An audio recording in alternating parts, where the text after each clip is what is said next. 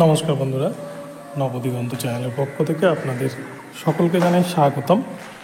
তো বন্ধুরা, এই মুহূর্তে আমি আপনাদের আবারও একটি গুরুত্বপূর্ণ আপডেট শেয়ার করতে চলেছি আমার নবদিগন্ত চ্যানেলের পক্ষ থেকে। তো এই মুহূর্তে আমি আপনাদেরকে যে আপডেটটি দিতে চলেছি সেটি হচ্ছে কলকাতা হাইকোর্টের সিঙ্গেল বেঞ্চের বিচারপতি অভিজিৎ গাঙ্গুলিতেই ভরসা রাখলো কলকাতা হাইকোর্ট। বিচারপতি অভিজিৎ গাঙ্গুলির রায়কেই স্বাগত জানালো কলকাতা হাইকোর্ট। তো এই ভিডিওর মাধ্যমে আমি আপনাদের এই বিষয়ে বিস্তারিত আলোচনা করে জানাবো। তো আপনারা সম্পূর্ণ ভিডিওটি স্কিপ না করে প্রথম থেকে শেষ পর্যন্ত দেখতে থাকুন। এই ভিডিওতে আপনারা অনেক ইনফরমেশন পেয়ে যাবেন। তবে তার আগে বলে রাখি, যারা প্রথমবার আমার চ্যানেলে এসেছেন আপনারা কিন্তু অবশ্যই আমার চ্যানেলটিকে সাবস্ক্রাইব করে অল নোটিফিকেশন অন করে রাখবেন, কেননা এই ধরনের আপডেট আপনারা কিন্তু একমাত্র নবদিগন্ত চ্যানেল থেকেই সবার আগে সবার প্রথমে পেয়ে যাবেন। তো চলুন বন্ধুরা, আমরা এবার আজকের এই আপডেটটি বিস্তারিত দেখে নিই। তো বন্ধুরা, নিয়োগ দুর্নীতি মামলা, বিশেষত নিয়োগ দুর্নীতি 2016 সালের পর থেকে যে সমস্ত রিক্রুটমেন্ট হয়েছে, সমস্ত রিক্রুটমেন্টেই কিন্তু প্রায় একের পর এক নিয়োগ দুর্নীতির খবর এসছে কলকাতা হাইকোর্টের পক্ষ থেকে।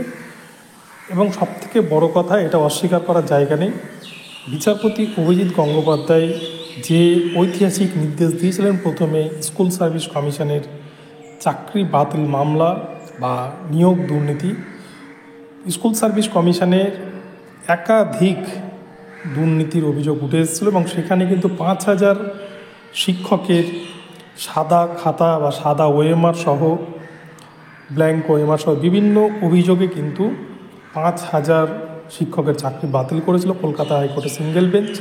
এবং শুধু চাকরি বাতিল নয়, তারা অর্থাৎ যে সমস্ত ক্যান্ডিডেট ভুয়ো হয়ে সাদা খাতায় চাকরি পেয়েছে, তারা যে বেতনটি পেয়েছিলেন সেই চাকরি থেকে সমস্ত বেতন কিন্তু জমা দেওয়ার নির্দেশ দেন বিচারপতি অভিজিৎ গঙ্গোপাধ্যায়। ফলে এক কথায় বলতে গেলে এডুকেশনের যে সমস্ত ম্যাটারগুলো, নিয়োগ দুর্নীতি সংক্রান্ত যে সমস্ত ম্যাটার ছিল, সেই ম্যাটারে কিন্তু একটা যুগান্তকারী ইতিহাস ঘটিয়েছিল কলকাতা হাইকোর্টে। ফলে সেই নিয়োগের যে মামলা, সেই মামলাকে চ্যালেঞ্জ করে বিশেষত ডিভিশন বেঞ্চে যায় সে সমস্ত চাকরি বাতিল শিক্ষকেরা, এবং সেখান থেকে তারা ডিভিশনে হেরে সুপ্রিম কোর্টের দ্বারস্থায়, সুপ্রিম কোর্ট কোনো মামলায় শুনানি করেনি, তারা কিন্তু সমস্ত কিছু আবার কলকাতা হাইকোর্টে একটি বিশেষ ডিভিশন বেঞ্চ গঠন করে সেখানে ফেরত পাঠিয়ে দেয় এবং এটাও বলে অতি দ্রুততার সাথে সেই ডিভিশন বেঞ্চ এই মামলার যেন নিষ্পত্তি করে আর যা রায় দিবে সেটাই গ্রহণযোগ্য হবে। তো এক্ষেত্রে আমরা দেখেছি স্কুল সার্ভিস কমিশনের যে 23,000 রিক্রুটমেন্ট করেছিল school service commission group C, group D, নবম দশম এবং একাদশ দ্বাদশ, সেই নিয়োগে একাধিক দুর্নীতি সহ একাধিক অভিযোগে কিন্তু চাকরি প্রার্থীরা কলকাতা হাইকোর্টে দ্বারস্থ হয়। এবং এখনও নবম দশমের ক্যান্ডিডেটরা কলকাতা শহরে 1000 দিন পার হয়ে গেছে তাদের আন্দোলন ধর্ণা মঞ্চ, তারা কিন্তু গান্ধী মূর্তির পাদদেশে এখনও পর্যন্ত কলকাতা শহরে আন্দোলন করে চলেছেন, যার ফলে একটা কিন্তু অচলায়তন পরিস্থিতি। এবং এরকম পরিস্থিতিতে বিচারপতি দেবাংশু বসাকের এজলাসে মামলার শুনানি হয়। ডিসেম্বর মাস থেকে বিচারপতি দেবাংশু বসাক স্কুল সার্ভিস কমিশনের মামলাগুলি দেখেন এবং সেখানেও কিন্তু তিনি সিঙ্গেল বেঞ্চের নির্দেশে দেখে সমস্ত কিছু বিচার বিবেচনা করেন এবং শুনানিতে একের পর এক অভিযোগ এবং অসঙ্গতি পান এবং স্কুল সার্ভিস কমিশনকে তাদের যে অবস্থান, তারা কী অবস্থান করছে সেই বিষয়টা জানতে চান। তো স্কুল সার্ভিস কমিশনও তাদের বক্তব্যে জানিয়ে দেয় যে তারা বেনিয়মের মাধ্যমে চাকরি দিয়েছে, প্রায় 8,611 জন ক্যান্ডিডেটকে কিন্তু তারা বেনিয়ম করে চাকরি দিয়েছে। ফলে বিচারপতি দেবাংশু বসাক সিবিআইয়ের রিপোর্ট পায়, সিবিআই এবং ইডির যে চার্জশিট, সেই চার্জশিটেও কিন্তু একাধিক ভয়ঙ্কর দুর্নীতির প্রমাণ পায়। এবং সমস্ত কিছুর পরে ওএমআর সিট নিয়ে যে তথ্য উঠে আসে, স্কুল সার্ভিস কমিশন জানিয়ে দেয় ওএমআর সিট নেই তাদের কাছে। ফলে সিবিআই যে ওএমআর সিট উত্তরপ্রদেশের গাজিয়াবাদ থেকে উদ্ধার করে নিয়ে আসেন, সেই ওএমআর নিয়েও কিন্তু বিতর্কিত চাকরি প্রার্থীরা বিভিন্ন অভিযোগ তোলেন এবং তাদের যে আইনজীবী কল্যাণ বন্দ্যোপাধ্যায় রয়েছেন তিনিও বিভিন্ন অভিযোগ তোলেন। ফলে বিচারপতি দেবাংশু বসাক বিতর্কিত চাকরি প্রার্থীদের সময়সীমা বেঁধে দেন যে এই ডেটের মধ্যে চাকরি প্রার্থীরা তাদের কিন্তু ওএমআর দেখতে পারবে এবং যার যা বলার আছে তারা হলফনামা আকারে জমা করতে পারবে। সমস্ত কিছুর পরে গতকালকে মামলার শুনানি হয়েছে এবং বিচারপতি অভিজিৎ গঙ্গোপাধ্যায় যে নির্দেশ দিয়েছিলেন চাকরি বাতিলের, এবারে কিন্তু কলকাতা হাইকোর্টের বিচারপতি দেবাংশু বসাকও সেই পথেই হয়তো হাঁটতে চলেছেন। কেননা ওনার কথা থেকে কিন্তু গতকালকে এটুকুটা বোঝা গিয়েছে যে বিতর্কিত চাকরি প্রাপক, অর্থাৎ এক কথায় বলতে গেলে যারা দুর্নীতি করে বা বিনিয়োগ করে অথবা সাদা খাতার মাধ্যমে যে সমস্ত ক্যান্ডিডেট চাকরি পেয়েছেন তাদের কিন্তু চাকরি বাতিল হচ্ছে, এমনটাই কিন্তু বিচারপতি দেবাংশু বসাকের কথাই পরিস্ফুট হয়েছে গতকালকের এজলাসে। ফলে আমরা কয়েকদিন আগেও কিন্তু দেখেছি বিচারপতি দেবাংশু বসাক গত শুক্রবার যে শুনানি হয়েছিল সেখানে কিন্তু তিনি রিপ্যানেলের কথা বলেছিলেন। কেননা যে পরিমাণ দুর্নীতি পেয়েছেন সেখানে কিন্তু বিচারপতি অভিজিৎ গঙ্গোপাধ্যায় ঠিক যেরকম মন্তব্য করছিলেন, আমরা দেখছি বিচারপতি দেবাংশু বসাকও কিন্তু ঠিক সেই পথেই হাঁটছেন।